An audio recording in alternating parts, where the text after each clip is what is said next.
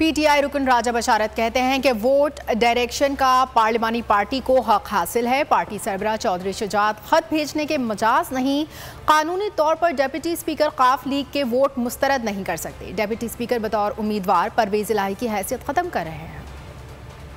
कानून के मुताबिक हक हासिल है party chief, parliamentary leader. Sir आप पढ़ें, पार्टी चीफ आप पढ़ें। पीएमएलक्यू की पार्लियामेंट्री पार्टी का इजलास हुआ जिसमें इन्होंने बाकायदा फैसला किया कि इन्होंने वोट जो है चौधरी परवेज इलाही साहब के हक में दे दे।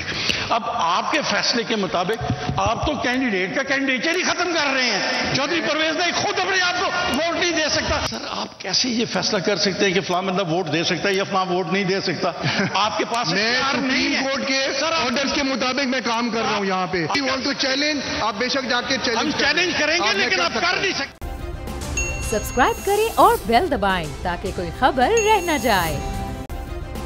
सब्सक्राइब करें और बेल दबाएं ताकि कोई खबर रह न जाए।